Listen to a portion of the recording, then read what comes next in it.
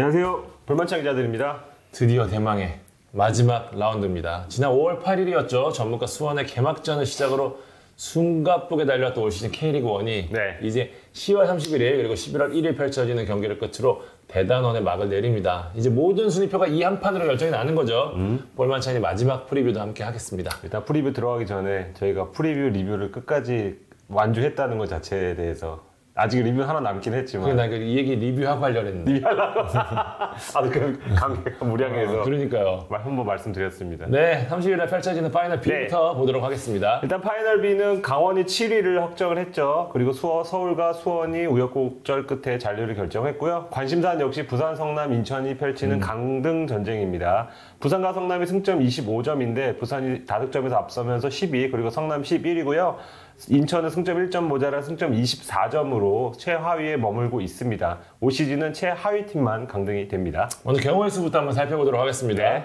부산부터 보면은 일단 부산은 승점 1점 이상, 그러니까 무승부 이상만 하면 잔류를 하고요. 졌을 경우에도 인천이 지면 잔류를 해요. 그러니까 가장 유리한 입장이겠죠. 부산이 지고 인천이 비겼을 경우에 다득점을 체크하고 부산이 지고 인천이 승리했을 경우에는 강등하게 됩니다. 성남은 일단 승리를 하면 잔류를 하고요. 비겼을 경우에는 인천이 패하거나 비기면 잔류를 합니다. 하지만 인천이 승리하면 바로 강등이 되죠. 졌을 경우에는 인천이 패하기만을 바라야 됩니다. 인천이 비길 경우 승점이 같아지지만 다득점에서 지금 2점 차거든요. 그렇죠. 밀릴 공산이 크고 인천이 승리하면 성남은 무조건 강등되게 됩니다. 인천은 일단 승리하면 무조건 잔류 확정. 네. 지면 지면 무조건 강등. 요거까지는 뭐 인천이 가장 심플하고요. 네. 비겼을 경우 좀 복잡해지는데 성남 부산전 결과를 좀 봐야 되거든요. 성남 부산이 무승부로 끝나게 되면 인천이 강등이 되고요. 만약에 이 경기에서 승패가 나올 경우 패한 팀과 다득점을 따져봐야 되는데 아무래도 이제 다득점에서 앞서는 성남이 지는 게 인천 입장에서 조금 더 유리한 구도가 될 것 같습니다. 네. 한 경기씩 보겠습니다. 일단 단두대 매치죠. 네. 성남과 부산의 경기입니다. 이전 라운드 결과가 조금 좀 달라졌죠. 네, 지난 경기 성남은 FA컵 포함해서 6연패를 달리고 있었는데 지난 수원전에서 2대1로 역전승을 거뒀고요. 그렇죠. 네, 부산은 이경 대행 체제에서 조금 나아진 모습을 보였지만 지난 인천전에선 그 반대로 역전패를 당했습니다. 역전승과 역전패가 선수단의 분위기에 어느 정도 영향을 미칠 것이라고 보고 당연히 그렇겠죠. 네, 성남은 올 시즌 홈에서 단 1승밖에 없습니다. 그 전북이긴 했지만 그 정도로 홈 2점을 누리지 못한 팀이잖아요.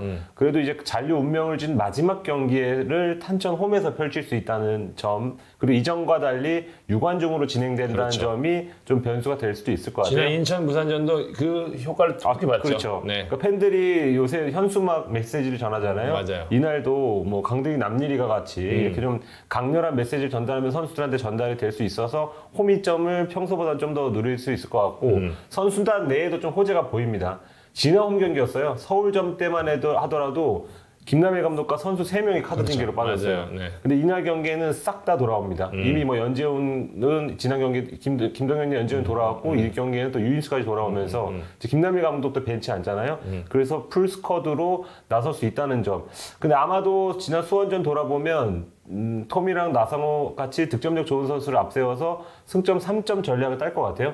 왜냐면 뭐 비교도 불안하기 때문에 그렇죠. 성남 어떻게든지 골을 노릴 것 같고 반면 부산은 비교도 되기 때문에 수비진에 많은 숫자를 둔 상태에서 이동준의 빠른 발을 이용하는 역습 전략을 사용할 것 같습니다. 왜냐면 성남도 역습에 능한 선수들이 많거든요. 나상호부터 해서 그렇다면 성남 역습을 무서운 거 아는 부산으로서는 지키는 쪽에 좀 초점을 맞출 것 같습니다. 그래서 관건은 아무래도 부산의 무실점 여부가 되겠는데 부산 올 시즌 원정 13경기에서 무실점 경기가 한 경기밖에 존재하지 않습니다.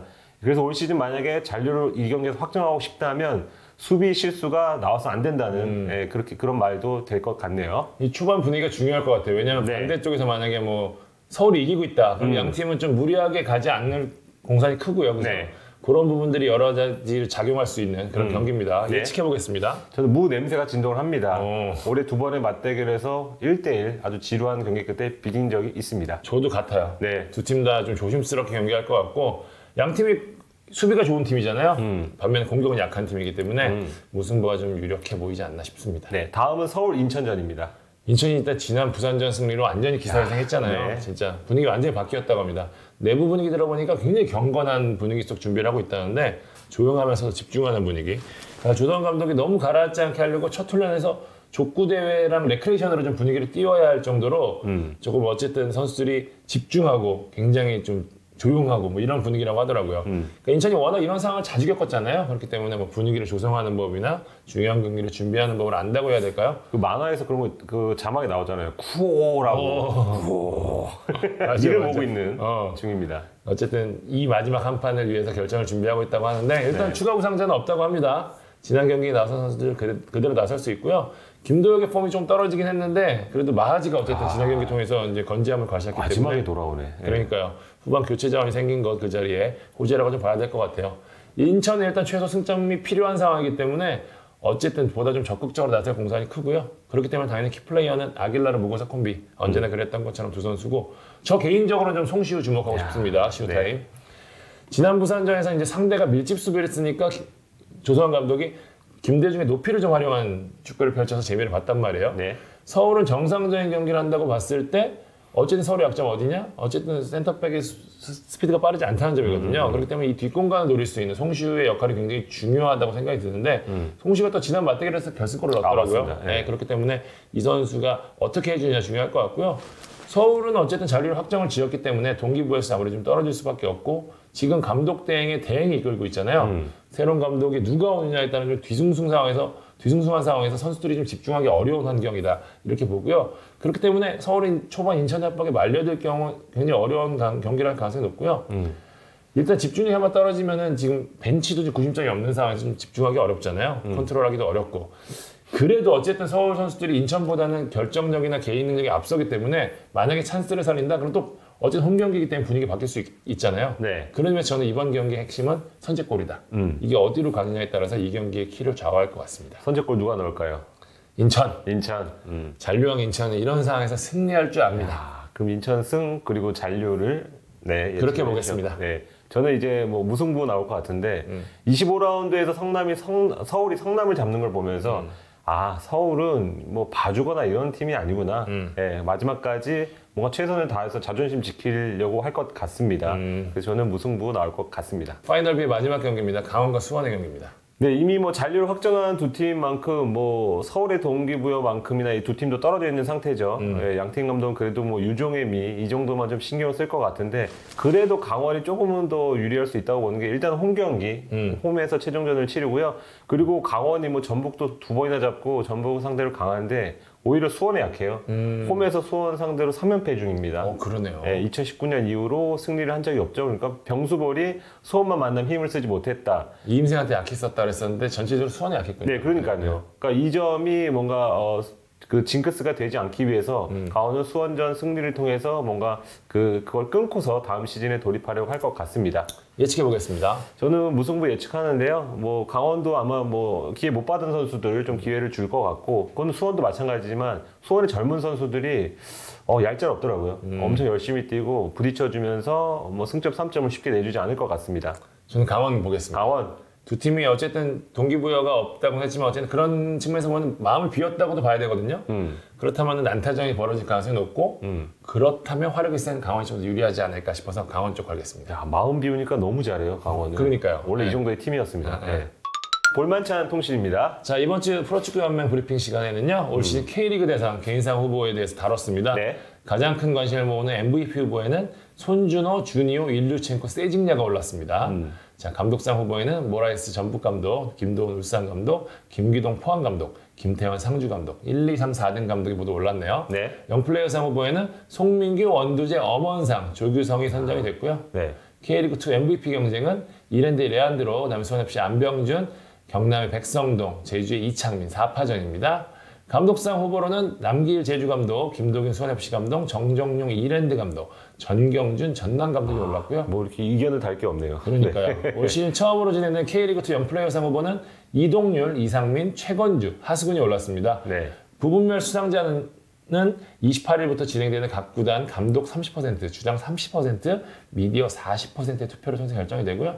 시상식은 K리그1은 다음 달 5일, K리그2는 당초 9일 진행 예정이었는데 코로나19 확진자 발생으로 인해서 리그 일정이 미뤄졌잖아요. 네. 때문에 추후 결정하기로 했습니다. 구단 소식입니다. 서울 이랜드는 테라피 솔루션을 제공하는 무니 스튜디오와 이 파트너스 후원 협약을 체결을 했습니다. 포항 스틸러스는 13라운드부터 25라운드까지 26골을 득점하며 쌀 156포를 포항시내 복지시설 3곳에 기부했습니다. 포항은 매 시즌 K리그1 득점당 6포의 쌀을 적립하고 있거든요. 그러니까 상하반기에 걸쳐 기부하는 희망 나눈 쌀 전달 사업을 지금도 진행하고 있습니다. 네. 충남 아산은 한국예술문화단체 총연합회 아산지회와 예술문화 및 체육 상생 발전을 위한 업무 협약을 체결했습니다. 자, 다음은 파이널 A입니다. 파이널 A는 3위부터 6위까지는 순위가 정해졌어요. 네. 가장 중요한 두 자리 1, 2위만을 남겨두고 있습니다.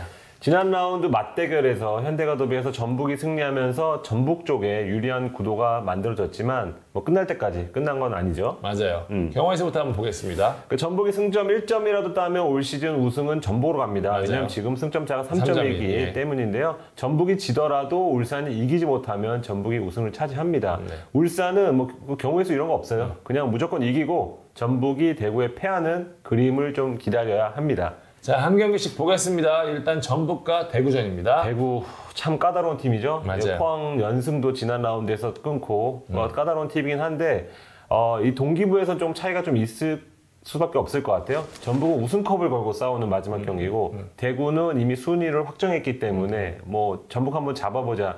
이 정도의 마음가짐이라고 본다면 전북 쪽에서 조금 더 달려드는 경기를 할 것 같고 최근 맞대결 보면 대구가 전북 상대로 참 쉽지 않았어요. 최근 3경기 스코어에서 모두 0대2로 패배를 했습니다. 그 올해 아마 두 번의 맞대결에서 모두 그 전북전 앞두고 세징야가 다쳐서 결정을 했거든요.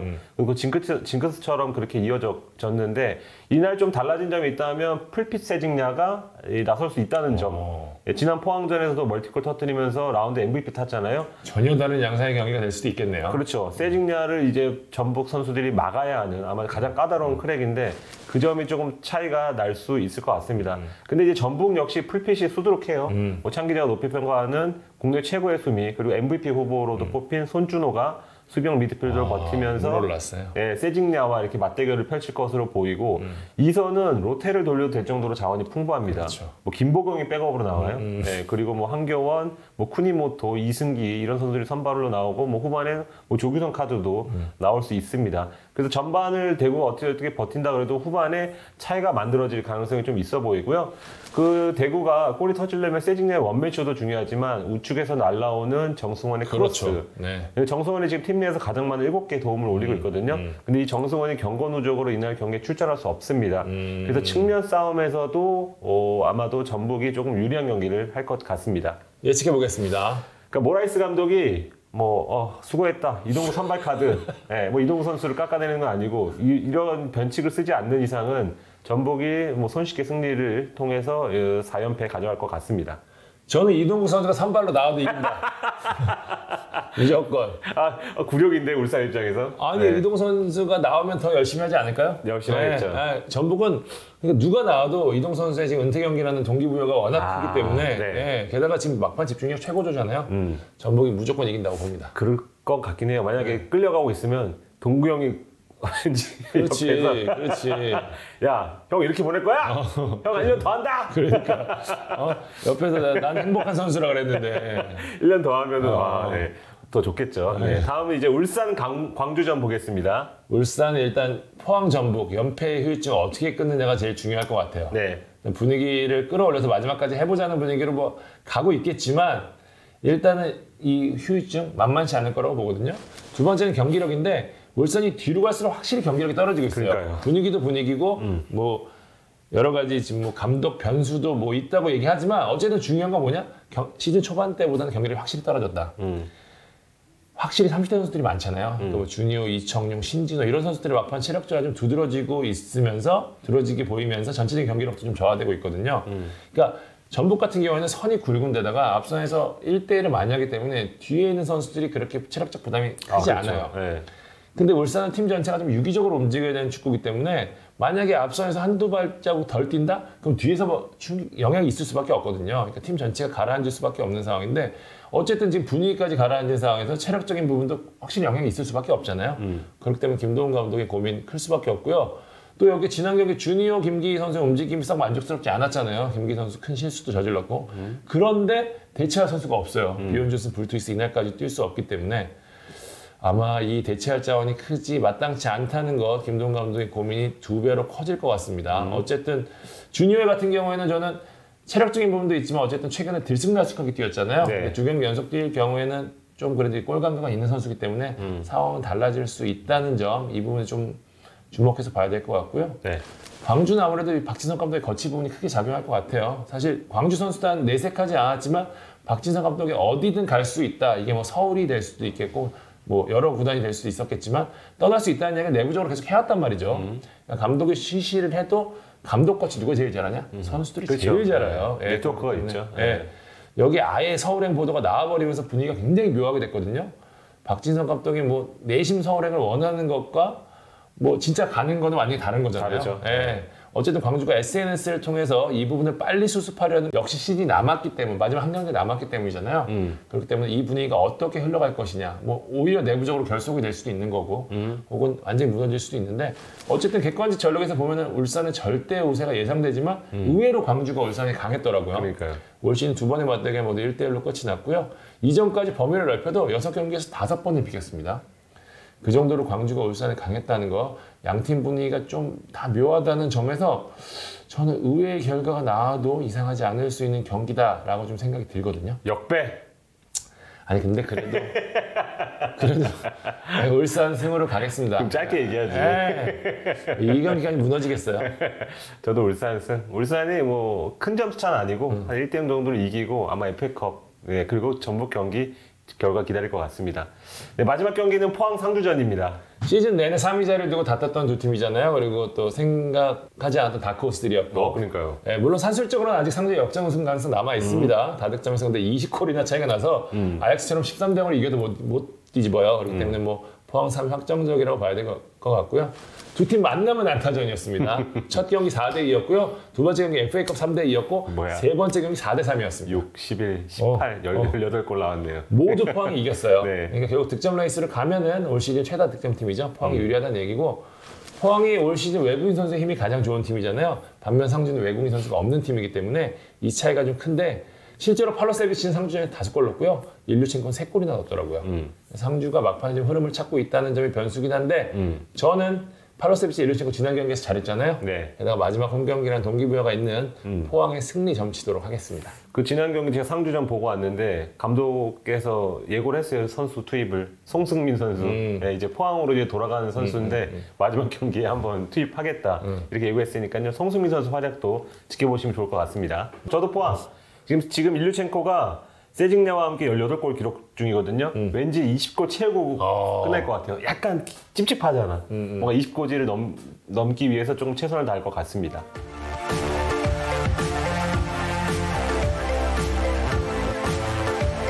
자, 마지막 라운드 프리뷰 저희 해봤습니다.